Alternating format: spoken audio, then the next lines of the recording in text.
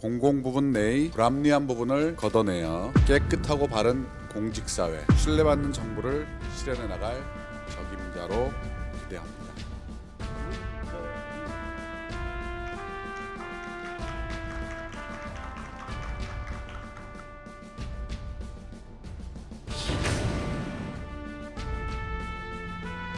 이렇게 감사저항이 심한 감사는 처음 있는 겁니다. 자료 삭제는 물론이고 와서 사실대로 얘기 안 합니다.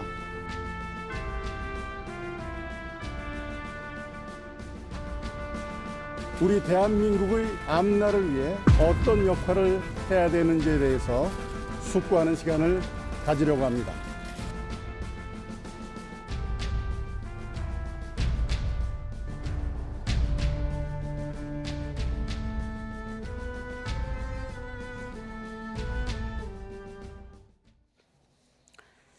네, 현 정권 핵심 사정기관의 수장이 사퇴 17일 만에 발을 들인 곳은 바로 제1야당입니다. 반헌법적 사례라는 민주당, 원인부터 돌아보라며 감싸게 나선 국민의힘. 오늘 라이트 포커스, 국민의힘 당원이 된 최재형 전 감사원장과 관련된 얘기부터 시작하도록 하겠습니다. 박창환 장한대 교수, 또 김병민 국민의힘 전 비상대책위원 두 분 나오셨습니다. 네, 안녕하십니까? 안녕하세요. 안녕하십니까? 네, 사퇴 17일 만, 그리고 정치참여 선언 이후 일주일 만, 그야말로 전격적이고 좀 속전속결 이렇게 좀 입당이 이루어졌는데 그 배경 어디에 있다고 보십니까? 네, 일단은 최재형 원장이 정치를 결심하고 난 다음 고심이 좀 깊었을 텐데요. 일단 주변에서 최재형 감사원장이 필요하다라고 하는 권유들이 꽤 많았을 것으로 보이고, 하지만 최재형 감사원장에 대한 전국적인 인지도라든지 현재 대권 주자로서의 위치를 살펴보게 되면 네. 시간이 얼마 남지 않은 만큼 조금 빠른 시간 안에 지지율을 높이기 위해서 선택할 수 있는 가장 효율적인 길이 국민의힘의 입당이라고 판단했을 가능성이 큽니다. 아마 명분은 조금 많이 떨어질 겁니다. 감사원장직을 그만두고 나서 바깥에서의 정치 고민 없이 국민의힘으로 들어오게 된다면 네. 감사원장 시절의 정치적 중립 문제가 도마 위에 오를 가능성이 매우 큰데요. 이 내용을 가지고 범여권은 강력하게 최재형 원장을 비난할 수밖에 없을 텐데 그렇게 두들겨 맞을수록 오히려 언론의 조명을 받으면서 본인에 대한 인지도를 높일 수 있는 기회라고 생각하지 않았을까 싶고, 아무래도 정치 행보를 선택한 만큼 실리를 취하겠다고 하는 내용들이 국민의힘의 입당을 앞당겼을 거라고 생각합니다. 아, 그렇군요. 자, 1시간여 만에 모바일을 통해서 입당 서류를 작성했다고 알려지고 있는데 최 전 원장의 입당 후 첫 일성, 그리고 이준석 대표 목소리까지 한 번에 들어보도록 하겠습니다. 특별히 미래가 보이지 않는 우리 청년들의 삶이 이제는 희망을 가지고 살 수 있는 그러한 나라를 만드는 것이 무엇보다도 중요하다고 생각하고, 그러한 나라를 만드는데 앞으로 제가 저의 모든 것을 바치겠습니다. 언급하신 것처럼 젊은 세대와 그리고 우리 국민들의 삶을 보듬을 수 있는 그런 전략과 정책으로 저희가 꼭 정권 교체를 이뤄내도록 하겠습니다. 네, 이준석 대표의 정권 교체란 단어가 있었는데 최 전 원장의 첫 일성도 정권 교체 맞닿아 있습니다. 그 정권 교체 중심이 제1야당 국민의힘이 돼야 한다는 얘기겠죠? 그러니까 저는 최재형 감사원장의 이 국민의힘 입당에 대해서 도대체 어떤 명분과 어떤 상징성을 가지고 입당을 했는지 잘 모르겠어요. 그러니까 본인의 어떤 대선 행보에 있어서는 타이밍도 굉장히 좋고, 뭐 입당 윤석열 전 총장의 지지율이 조금 하락하는 추세에 있으니까 네. 이때 선제적으로 입당해가지고 보수 지층의 어떤 표를 갖다가 좀 가져가겠다. 뭐 이런 정치적 공학, 정치 공학적인 측면에서 본다면 이해할 수 있겠는데. 예. 본인이 감사원장이었잖아요. 본인이 감사원장으로서 스타가 된 배경에는 월성 원전 폐기 과정에서 절차와 과정을 문재인 정부가 제대로 지키지 않았다는 것을 날카롭게 비판했기 때문 아닙니까? 그런데 본인이 감사원장에서 제1야당에 입당하는 과정에서의 절차와 과정은 과연 제대로 지켰느냐. 헌법기구의 수장은요, 국민에게 위임받은 대통령과 국민에게 약속을 한 겁니다. 그 기간 동안, 더군다나 그냥 헌법기관의 장도 아니에요. 권력기구를 갖다 감시하고 견제하는 감사원 수장입니다. 네. 그러면 그 임기를 마치지 않은 거에 대해서 분명히 이거는 국민과의 약속을 갖다가 어긴 거거든요. 거기에 따른 충분한 해명이 있어야 됩니다. 어떤 명분을 가지고 정권하고 각을 세웠다? 윤석열 전 총장은 사실상 뭐 표현을 이렇게 하면 좀 그래요. 쫓겨나다시피 했다고 칩시다. 홍남기 부총리는 매일 지금 몇 년 동안 싸우고 있습니다. 근데 안 나오고 있어요. 여전히 자리 잘 지키고 있습니다. 그런데 정권하고 몇 번 싸웠다고 바로 야당에 가가지고 정권 교체하겠다. 도대체 이런 헌법기구의 수장이 어디 있느냐. 그럼 새로운 정치를 하겠다라면 도대체 어떤 상징성이 있는지 청년들에게 미래의 희망을 주겠다고 그랬는데 본인이 청년들에게 어떤 희망을 줄 상징성을 가지고 정치를 하겠다는 것인지에 대한 비전도 없어요. 이렇게 보면 명분도 상징성도 없이 오로지 자신의 어떤 정치적인 이해득실을 가지고 정치공학적인 입당을 한 거 아니냐 이런 비판을 받을 수밖에 없는 거 아니냐는 거죠. 그러니까 이제 정치공학적으로 전략적으로는 긍정적으로 평가하지만 명분도 상징성도 없는 입당이다 이렇게 보시는 거거든요. 네, 일단은 대선 출마 선언보다 입당을 먼저 했습니다. 네. 그러니까 대선 출마가 아닌 입당을 먼저 했다는 것은 말씀하셨던 것처럼 전략적으로 국민의힘에 들어가고 있는 모습이 바깥에서 조금 흔들리고 있는 윤석열 전 총장과 대비할 수 있는 전략적 구도를 세웠다는 측면에서 아마 그런 비판의 여지들이 충분히 있을 수 있습니다. 네. 다만 이 최재형 감사원장이 만약 대통령 후보로서 본인이 나서겠다는 의지를 확고히 굳혔다면 사실상 지지율을 어느 정도 뒷받침해서 올려놓지 못하게 된다면 본인이 꿈꾸고 있는 미래에 대해서 어떤 것도 담보할 수가 없기 때문에 이런 비난적 성격의 내용들까지 감안하고 국민의힘에 들어가는 게 보탬과 도움이 된다 이렇게 판단했을 텐데요. 네. 저는 좀 잘 봤으면 좋겠는 게 오늘 국민의힘에 입당하는 최재형 원장을 두고 모두가 환하게 웃으면서 박수를 치고 있지 않습니까? 네. 아마 대통령 후보 경선에 나서겠다고 선언하면서 그 레이스에 최재형 원장이 뛰어들게 된다면 함께 박수를 치고 있던 국민의힘 내부의 사람들이 끝까지 박수를 치게 될 건지 아니면 민주당 내에서 정말 뜨겁게 다툼이 있는 것처럼 최재형 감사원장에 대한 비난의 목소리가 커지진 않을지 이런 내용들은 시간을 두고 좀 지켜볼 필요가 있습니다. 네, 지금 위원님께서 박수를 치고 있다고 했는데 그 국민의힘 반응을 한번 화면에 주시고요. 어떻습니까, 교수님? 지금 어쨌든 그 위원님 말씀대로 박수를 치며 이제 환영하는 분위기인데 이 구도가 이어질지 향후 야권 대선 구도에 어떤 영향을 미칠 것이라고 전망하십니까? 최재형 감사원장의 입당은요. 국민의힘 입장에서 보면은 꽃놀이패죠. 판을 갖다가 흥행의 판을 만드는 거예요.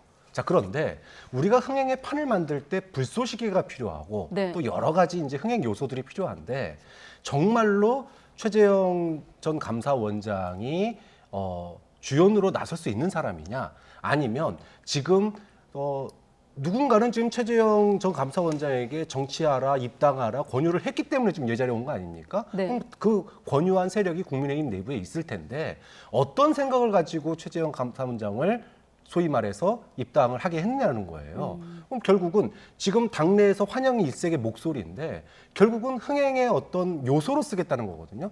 단기적으로는 윤석열 전 총장에 대한 입당 압박 카드가 될 수 있는 거고요. 네. 또 장기적으로 윤석열 전 총장의 지지율이 혹시라도 떨어지면 비상용 카드로도 쓸 수 있는 거고 국민들의 시선을 갖다가 야당의 경선에 관심을 집중시킬 수 있으니까 그런 측면에서는 좋을지 모르지만 향후에 앞으로 경선 과정에서 윤석열 전 총장도 지금 반문은 보이는데 비전이 보이지 않는다는 비판을 받고 있는데 최재형 감사원장은 사실은 정치도 없이 바로 입당부터 했단 말이에요. 자, 그러면 앞으로 이 과정에서 최재형 전 감사원장에 대한 그런 환영 일색의 목소리는 언제든지 바뀔 수 있다. 상황 변화에 따라서. 좀 그런 점에서 최재형 감사원장이 입당이 서두를 것이 아니라 청년들에게 어떤 비전을 보여줄지를 먼저 얘기하는 게 국민에 대한 예의 아니냐. 좀 이 부분은 꼭 얘기를 해야 될 것 같습니다. 네, 당내 분위기는 이렇지만 또 당외 주자들, 야권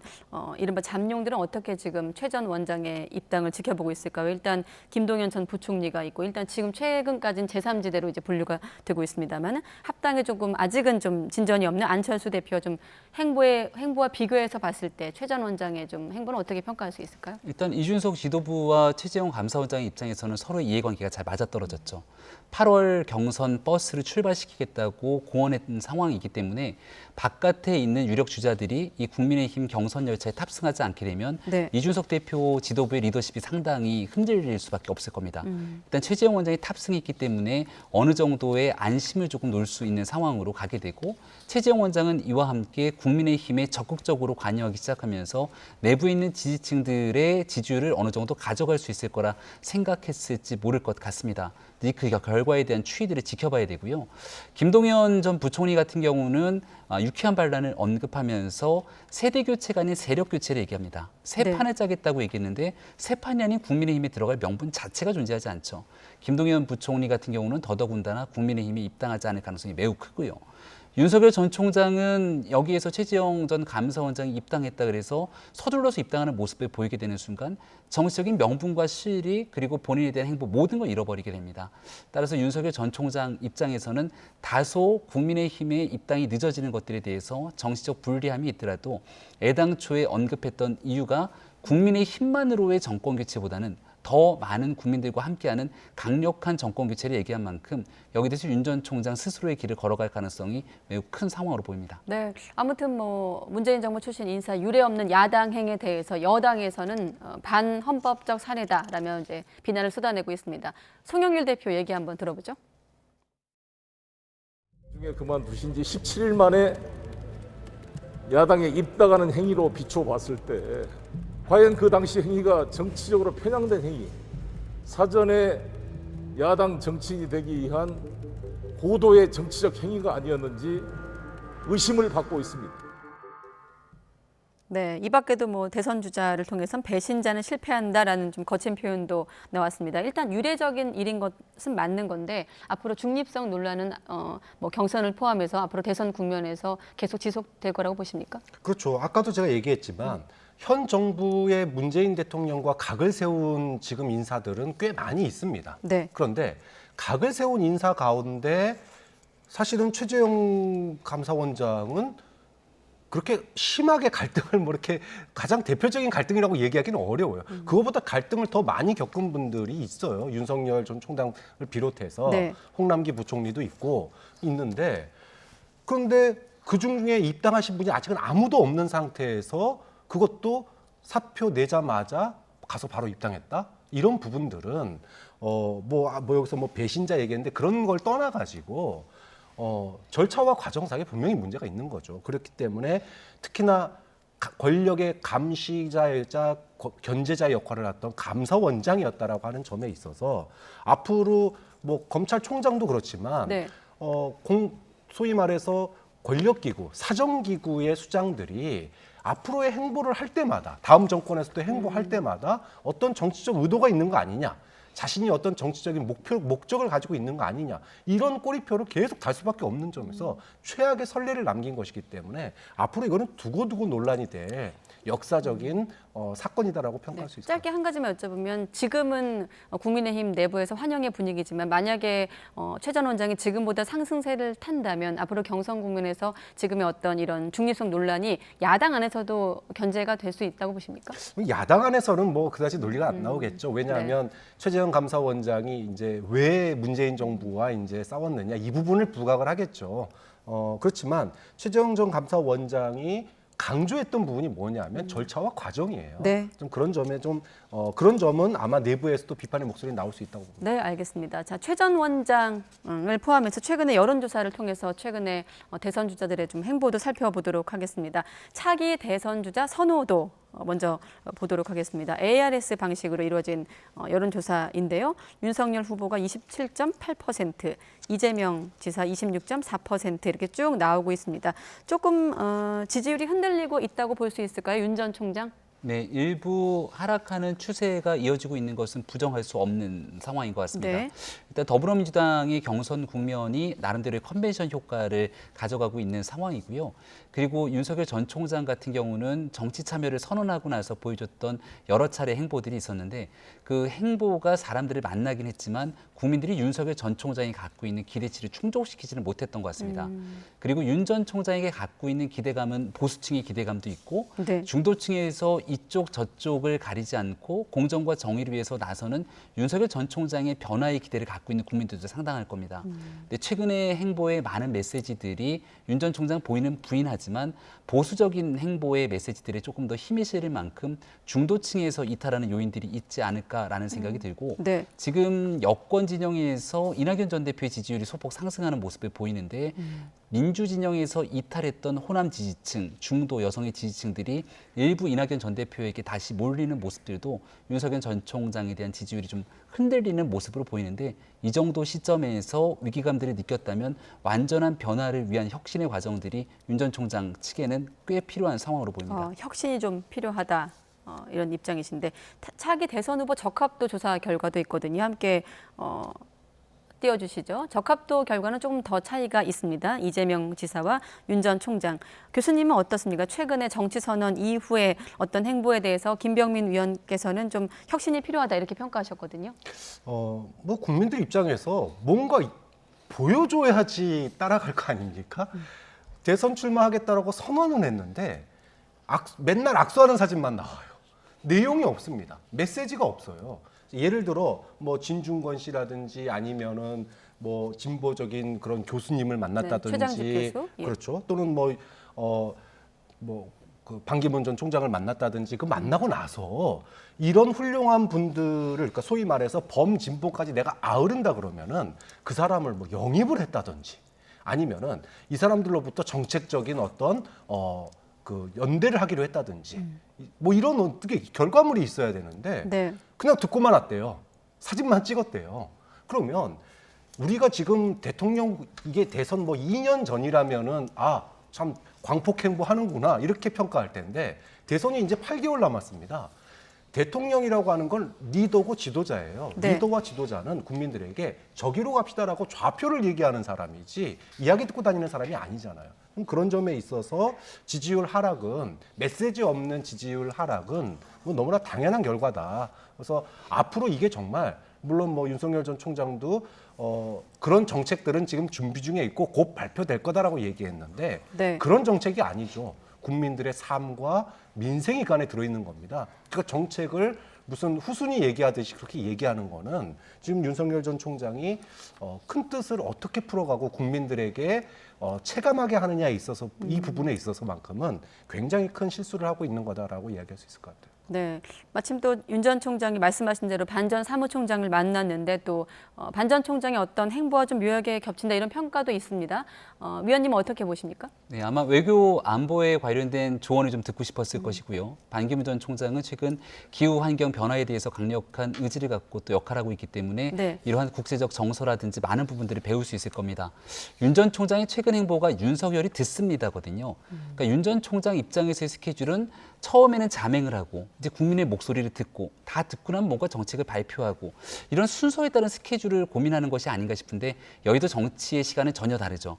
사실 형사사건을 다루듯이 하게 된다면 내사를 하고 네. 그러고 난 다음에 강제적인 압수수색을 하고 소환 조사를 하고 그다음에 기소하고 공소유지하게 되는 일련의 과정들이 있겠지만 지금은 조금 전에 박창환 교수님 말씀 주셨던 것처럼 생각을 갖고 기획을 하더라도 코로나 팬데믹으로 상황이 바뀌게 되면 거기에 맞춰서 기민하게 국민의 삶을 파고 들어가야 되고 온열 진화 때문에 국민들께서 고통받고 있지 않습니까?